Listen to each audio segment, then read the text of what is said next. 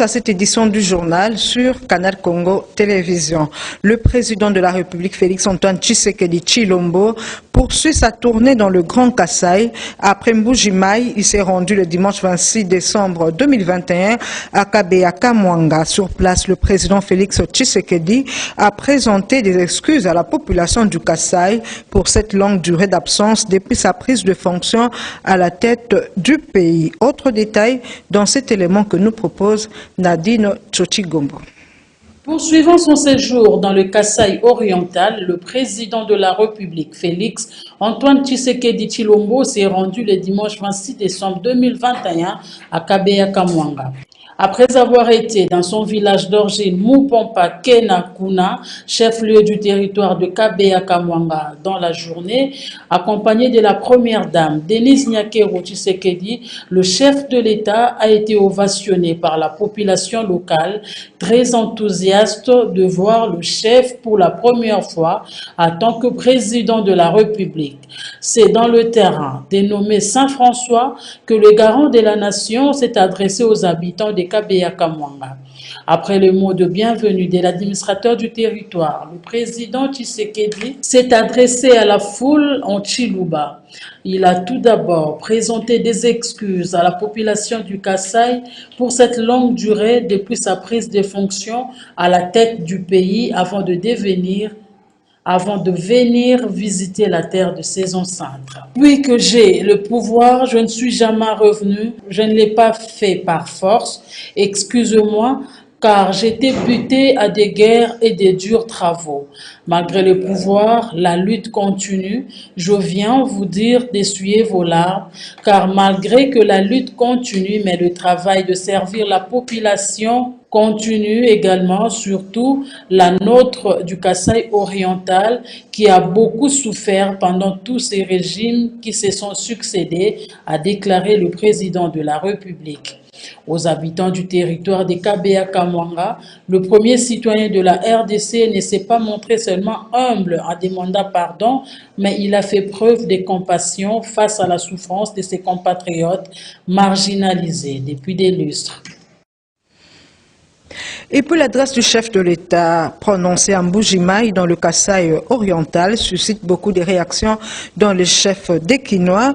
Maître Eli Beni Kamulenga, président national de l'Action pour un Congo uni, parti politique allié à l'Union sacrée de la nation, invite les uns et les autres à l'unité pour le développement du Congo. Selon lui, le fait que le président de la République ait parlé en Tshiluba ne doit nullement susciter un débat, d'autant plus que le Tshiluba figure parmi les 4 langues nationales. On l'écoute au micro de Héritier Toubilandou. La déclaration du chef de l'État appelant la population de Mbuji-Mayi à voter pour lui, car étant leur frère de sang, a suscité le tollé au sein de la population. À ce sujet, le président national d'Action pour un Congo uni, Eli Beni Kamulenga, ne voit aucun mal dans ces propos du chef de l'État. Même Jésus-Christ, étant Dieu, quand il est arrivé sur cette terre des hommes, on l'a appelé le roi des Juifs, c'est-à-dire il avait une identité. Il se reconnaît en tant que Juif et le chef de l'État, qui est le père de la nation, il a sa base naturelle en dehors du fait que tout le Congo c'est chez lui. Que les gens pensent que le fait qu'il ait parlé en Tshiluba, ça fait de lui un tribaliste, et je pense que les gens doivent sortir du 20e étage au sous-sol, parce que les gens doivent cesser d'être tribalistes et complexés. Parce que le chef de l'État ne peut comme mieux que dans sa langue maternelle, étant donné qu'il est en face des gens de sa tribu. Donc, on n'a pas blâmé M. Kabila, l'ex-chef de l'État, quand il s'exprimait en Swahili partout où il passait, parce que c'est sa langue maternelle qui se retrouve au Katanga, à l'est, dans toutes les 7 provinces. Il parlait en Swahili. Et lorsqu'il arrivait au Kasaï, par respect à cette population, on a suivi ici, il a dit Banabetu, Kasaï, Bansonga, tout ça, Moyowenu, on a suivi ça. Et on a suivi également la première dame, la distinguée première dame s'adresser en Tshiluba, parce qu'elle est de l'Est, comme d'aucuns le savent. Il s'est adressé à la population kassaïenne en Chiluba dans les quelques mots qu'elle maîtrise. Et on ne peut pas la condamner pour ça. Je vois très mal que les gens développent un discours lié au tribalisme parce que le chef de l'État s'est adressé à la population kassaïenne en Chiluba. Vous pensez, on est où là? Si leur leitmotiv est les élections ou amener la population congolaise à se désintéresser du chef de l'État au motif qui serait tribal, qui se prépare aux élections.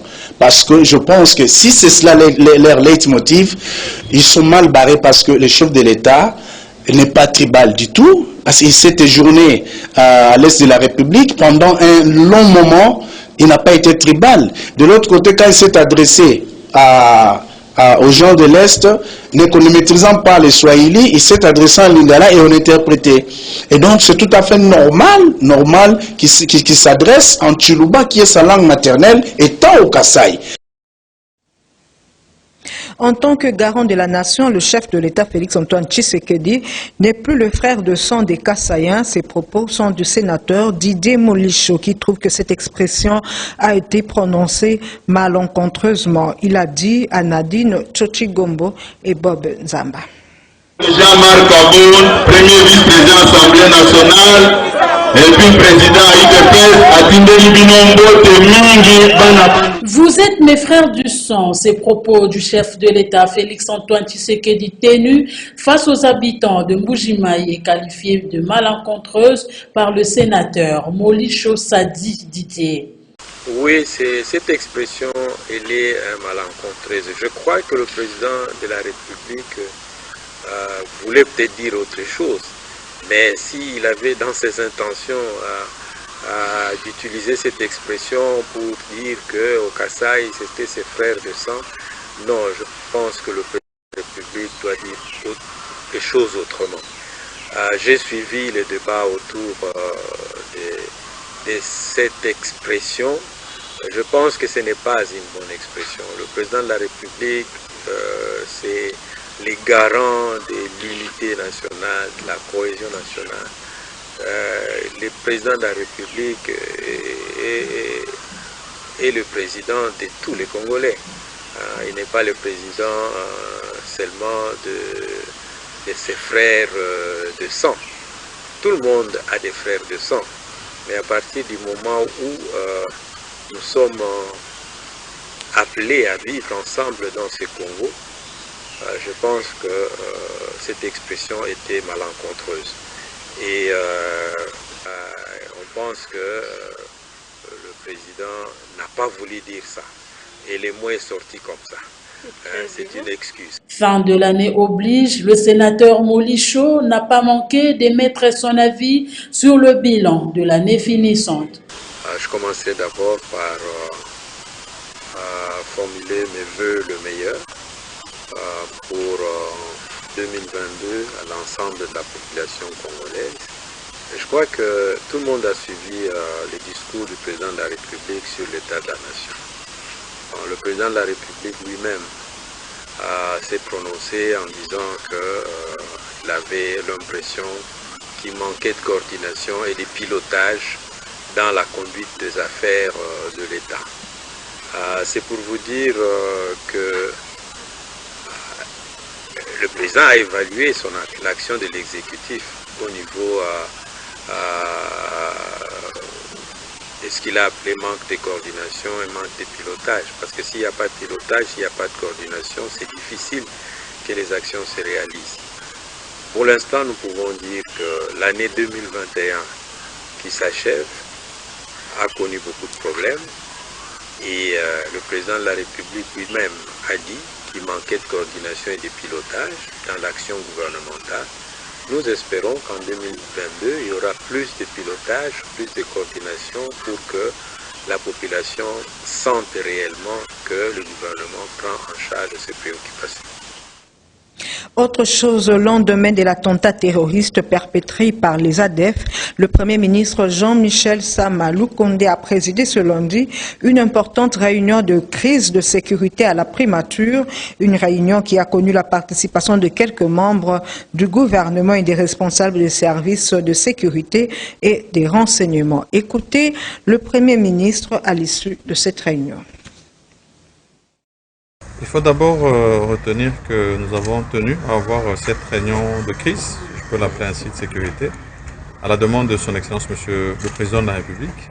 Comme vous l'avez suivi, nous avons connu un événement malheureux qui est arrivé le jour de la Nativité, le 25, avec un acte terroriste mené par notre ennemi, l'ADF, qui ne continue que de sévir en mal dans cette partie de la République. Et donc, le premier message, c'est d'abord un message de compassion et de condoléances vis-à-vis des familles qui ont perdu des membres chers à la suite de cet acte terroriste commis. Mais c'est aussi un message que nous voulons lancer à la population de vigilance, de rester vigilant en cette période de fin d'année pour qu'ensemble, avec nos services de sécurité avec lesquels nous nous sommes réunis, nous puissions relever ce défi sécuritaire. Vigilance à tout moment, tout azimut et surtout signalement. Dès qu'il y a un événement anormal qui est vu, ça doit absolument être signalé. Mais aussi demande de soutien de toute la population. Nous l'avons vu, toute une compassion s'est levée de tous bords et de tous acteurs politiques, dressés comme un seul homme, comme des Congolais, vis-à-vis d'une menace à la République. Et donc ce soutien, il doit rester maintenu pour que nous soyons sûrs. Et après cet attentat qui a fait 8 morts et des blessés samedi 25 décembre à Beni, dans le Nord Kivu, la coordination de la société civile locale de Beni soupçonne la présence des kamikazes dans la ville depuis les combattants ADF sont traqués par la coalition des armées congolaises et ougandaises dans la forêt. Ainsi appelle-t-elle la population à la vigilance et les services de sécurité à redoubler les efforts afin de dénicher les kamikazes qui se cacheraient au sein de la population. Entre-temps, au sud Kivu, les forces vives de la société civile appellent à une journée province morte. Elles s'opposent catégoriquement au plan de balkanisation et à l'entrée des troupes étrangères sur le sol congolais, quelle que soit la raison avancée. C'est ce qui ressort d'un communiqué signé Adrien Zawadi, président de la société civile du Sud Kivu. Le sénateur Molisho Saïdi Didier déplore cette situation. Pour cet élu des élus, la situation de l'insécurité à l'Est ne peut trouver des solutions que dans un cadre structurel. Seule la mutualisation des forces armées ne peut mettre fin à cette guerre. On l'écoute une fois de plus au micro de Tchochi Gombo. En dépit de l'état de siège et de la mutualisation des forces entre la République démocratique du Congo et l'Ouganda, la situation sécuritaire à l'est du pays demeure préoccupante. Pour preuve, l'attentat terroriste qui a fait plusieurs morts et blessés dans une terrasse à Beni. Une situation que déplorent les sénateurs Molisho Saïdi Didier de Ensemble pour la République. Pour cet élu, des élus, la situation de l'insécurité à l'Est ne peut trouver des solutions que dans un cadre structurel. Nous commençons d'abord par déplorer ce qui s'est passé à Beni. Et nous condamnons avec la dernière énergie cet acte terroriste qui s'est perpétré le 25 à Beni. Nous présentons nos condoléances à toutes les familles affectées. Cette situation d'insécurité à l'est du pays doit trouver des solutions dans un cadre structurel. Vous savez que il y a une fois, moi je donnais mon point de vue. L'accord d'Addis Abeba a prévu des mécanismes pour régler les problèmes de façon structurelle. Bon, l'état des sièges, c'est des actions conjoncturelles parce que l'état des sièges est limité dans le temps. C'est que la solution au problème de l'Est, c'est pas seulement une solution militaire. Si on croit que c'est avec seulement l'approche militaire qu'on va résoudre le problème de l'Est, on ne va pas résoudre le problème de l'Est.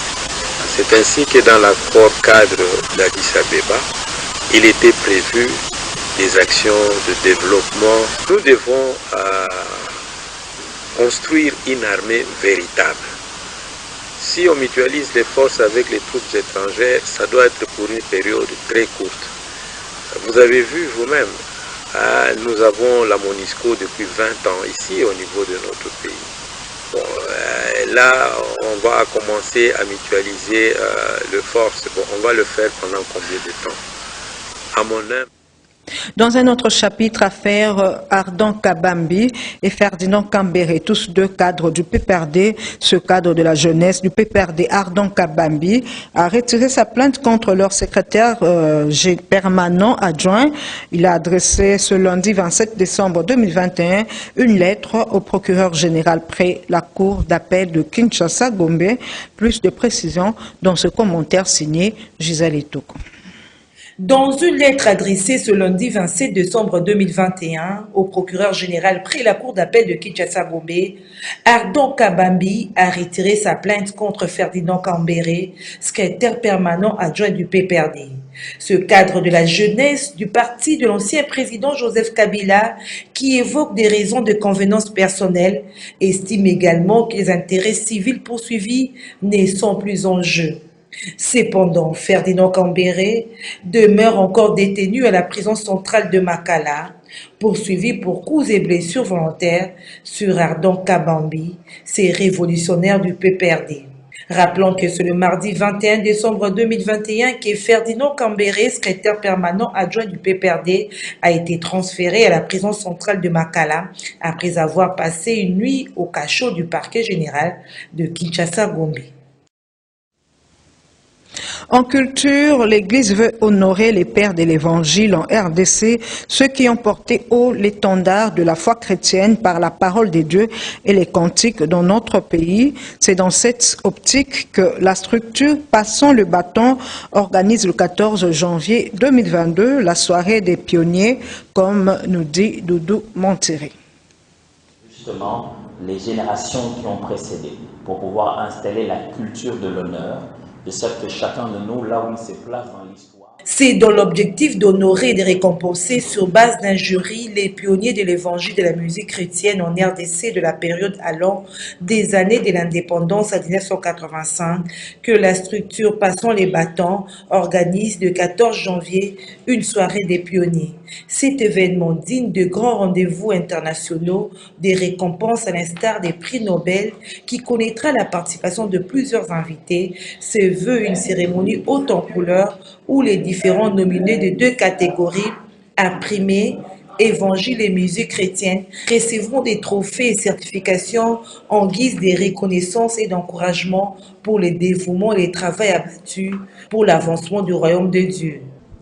Entre l'indépendance et 1985, c'est la première période que nous avons choisie. C'est à partir de l'indépendance que nous sommes devenus, nous, Congolais. Le peuple est devenu, nous pouvons parler d'un héritage propre à nous, en tant qu'État. Je ne parle pas déjà en tant que royaume et tout, mais on se dit c'est un point de départ. C'est là que l'État a commencé tant que tel. On est devenu indépendant de certaines de nos actions. Donc, à partir de ce moment, on peut commencer à compter. Ceux qui ont commencé à sortir du sentier battu, à faire autre chose que le colon faisait. Et donc, c'est à partir de cette période-là, jusqu'en 1985 pour l'instant, qui est le premier critère qu'on a placé jusqu'ici. Et on a dit que ça serait une meilleure période parce que justement là, on permet aux gens aussi de comprendre que le Seigneur s'est manifesté à nous, aux Congolais, et voilà ce qui s'est passé. Passons le bâton parce qu'on veut que ce soit une pensée collective. Ce n'est pas une personne qui passe le bâton, c'est toute une génération qui passe le bâton à toute une autre génération. Et la vie communautaire est comme une course de relais. Une génération qui passe à une autre génération. Et c'est texte dans la Bible, quand on parle de la succession, du fait que les générations se suivent les unes après les autres. Passons les bâtons, ça nos bâtons voudraient d'ailleurs travailler avec d'autres structures qui ont d'autres formes de compétences et qui voudraient honorer ce jour-là aussi les pionniers. Quelqu'un s'est dit, voilà, vous honorez les pionniers, moi j'aimerais donner ça pour qu'on honore les pionniers. Alors quand on honore les pionniers, on a besoin que tout le monde vienne. C'est comme dans le village, chacun amène tout ce qu'il a pour pouvoir honorer les pionniers. Donc on n'est pas limité qu'à ce que nous avons préparé. Ce qu'on a préparé, c'est à la limite de ce qu'on a. Mais on pense que quelqu'un d'autre se dit, tiens, ça c'est une bonne idée, il faut qu'on honore les pionniers. Eh bien, cette personne est la bienvenue. Une opportunité en quoi les organisateurs de dissuader ceux-là qui ne sont pas dans le droit chemin de revenir à la raison pour être célébrés et récompensés à leur tour dans les prochaines éditions. C'était Tout à fait autre chose. Desmond Tutu, l'archevêque anglican sud-africain et prix Nobel de la paix n'est plus, militant du droit de l'homme, critique virulent de l'apartheid, a tiré sa révérence le dimanche 26 décembre 2021, découvrant son portrait avec Gisèle Etoko. C'est le 7 octobre 1931 qu'est né Desmond Tutu à Klersdorp au sud-est de Johannesburg. Il fut d'abord enseignant avant de faire des études de théologie, devenant ainsi le premier archevêque anglican noir du Cap et de Johannesburg. Critique virulent de l'apartheid, ses conférences et ses écrits firent de lui la voix de Sud-Africains noirs sans voix. Après que la révolte des étudiants de Soweto ait dégénéré en émeute, Desmond Tutu a soutenu le boycott économique de son pays, tout en encourageant constamment la réconciliation entre les différentes factions liées à l'apartheid. Il fut nommé président de la commission Vérité et Réconciliation par Nelson Mandela. Œuvrant pour le droit de l'homme, Desmond Tutu disait que son objectif était la construction d'une société juste et démocratique sans division raciale.